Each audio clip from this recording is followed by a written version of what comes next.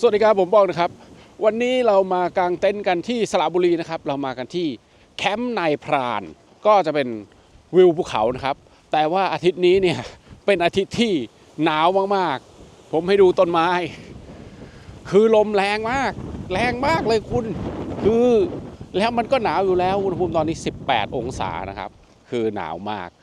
ให้ดูเต็นท์ชาวบ้านก็ได้จะได้เห็นนะครับว่า มันแรงขนาดไหนขออนุญาตไปถ่ายเต็นท์เพื่อนๆท่านอื่นนะครับในระหว่างนั้นก็จะได้เห็นลานไม่ใหญ่นะครับที่นี่อยู่ติดกับภูนับดาวนะครับห้องน้ำก็มีอยู่น้อยมากเห็นบอกว่าวันนี้มี80 คน ก็ตามนั้นเลยนะครับเนี่ยมองมาเนี่ยก็คือหมดแล้วนะครับโอ้โหหนาวมากนี่ตอนแรกผมไม่ได้คิดจะเอาโอ้ยลมแรงขนาดผมจับไม้นี่มันยังเปลี่ยนเลยครับจับใกล้ๆหน่อยคือโอ้ยหนาวก็อย่างที่บอกนะครับเราชอบกางเต็นท์กันแบบอากาศเย็นๆนะครับวันนี้มั่นใจเลยว่าเย็นแน่นอนหนาวแน่นอน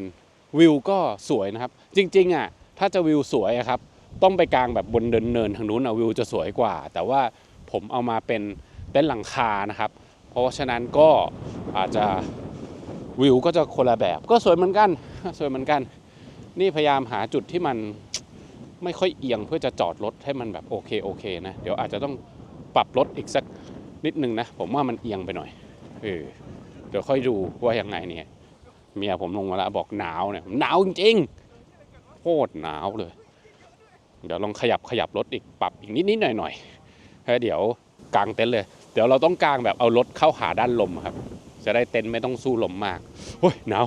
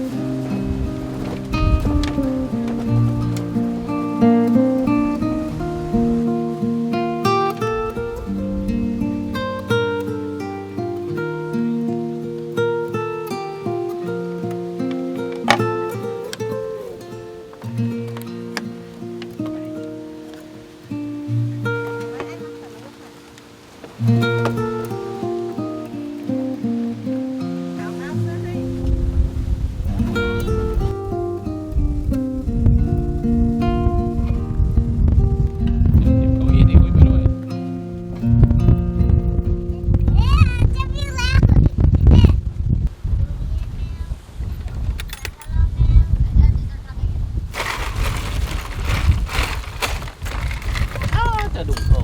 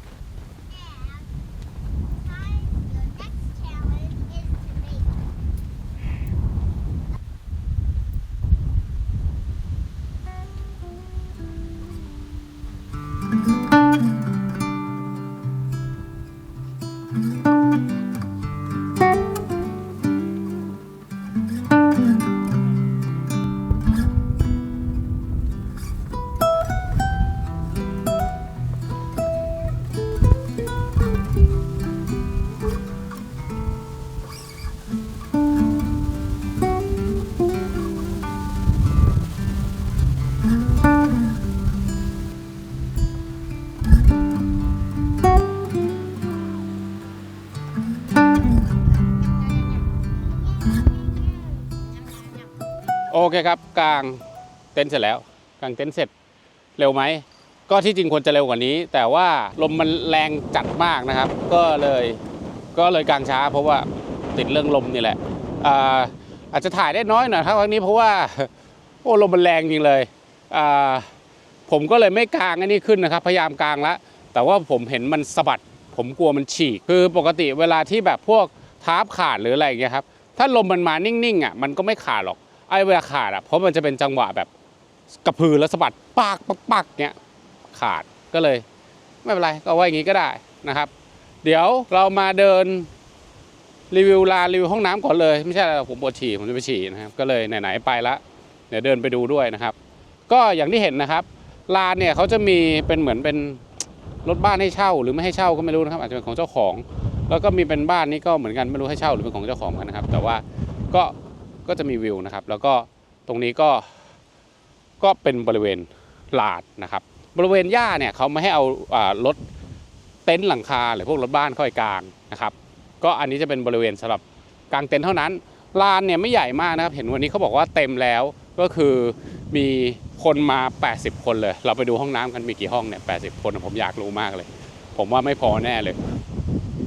แต่ว่าครั้งนี้ผมเอาเต็นท์ห้องน้ำมาเองด้วยนะครับก็ไม่มีปัญหาอยู่ของเราได้สงสัยวันนี้อาจจะต้องอาบน้ำตั้งแต่แบบบ่ายๆนะครับเพราะว่าหนาวหรือเด็กไม่สบายเนี่ยคนเก็บเต็นท์กันเรียบแล้วนะครับเพราะว่าลมมันแรงคุณอยู่ก็แบบอยู่ด้วยความทรมานอ่ะพวกอารมณ์ผู้ประสบภัยอ่ะเพราะฉะนั้นเนี่ยผมว่าเขาก็เก็บกลับก็คิดกันถูกแล้วนะตอนแรกผมยังคิดเลยว่ากูจะอยู่ทำไมวะเนี่ยหรือไม่ก็แบบไปหาที่กลางที่อื่นไหมแต่ก็แบบมาแล้วอ่ะก็อยากกลางอ่ะอ๋อนี่มีห้องน้ำแบบโอ้ยพอก็คือเขามีห้องน้ำหญิงแล้วก็ห้องน้ำชายตรงนี้ตอนแรกผมเห็นแต่ห้องน้ำชายก็ข้างๆเป็นโถฉี่ไม่ต้องให้ดูก็ได้นะอันนี้เป็นส้วมเนาะก็หน้าตาแบบนี้เข้าใจว่ามีส้วม2 อันแล้วก็อีกด้านหนึ่งน่าจะเป็นอาบน้ำโอ้ไม่ใช่เป็นส้วมหมดเลยแล้วในส้วมก็ไม่มีให้อาบน้ำนี่หว่าหรือข้างๆนี่คืออาบน้ำวะอ๋อโอเคข้างหนึ่งเป็นส้วมข้างหนึ่งเป็นอาบน้ำมีเครื่องทำน้ำอุ่นด้วยโอ้สบายเลยสบายน้ำแรงมากผมว่าไม่แรงแน่เลยดูทรงแล้วโอ้ไม่ใช่แค่นี่น้ำเบามาแต่ก็มีเครื่องทำน้ำอุ่นแหละเบาก็ยังอาบได้นะโอ้เบามาโอ้เบา โอเคไม่เป็นไรก็ประมาณนี้นะครับก็คือมีห้องน้ำ2ห้องอาบน้ำ2นะครับแล้วก็เป็นโถฉี่แล้วก็เขามีขุดเพิ่มผมเข้าใจว่าเขาน่าจะทำห้องน้ำเพิ่มนะน้ำมาบอกเลยเนี่ยดูดีเลยถ้าลมมันไม่โหดขนาดนี้นะมันจะโอเคมากไม่รู้เดี๋ยวลมมันจะค่อยๆเบาลงหรือเปล่าหรือมันก็จะแรงอย่างนี้ไปทั้งวันนะผมว่ามันก็ไม่ได้ต่างจากเขาใหญ่เที่ยงเลยแต่มันก็ไม่เป็นอย่างนี้ตลอดหรอกแต่ตอนผมมาภูนับดาวก็ลมแรงคุณแต่ตอนนี้แม่งแรงโคตรเลยก็ประมาณนี้จริงๆผมเอาที่เป็นทับโดมมานะครับเดี๋ยวจะกางทับโดมแต่ยังคิดไม่ออกว่าจะกางยังไงนะเพราะว่าลมมันแรงแล้วก็จะกางตรงไหนด้วยเดี๋ยวดูก่อนค่อยๆคิดก่อนไม่ได้รีบอากาศเย็นสบาย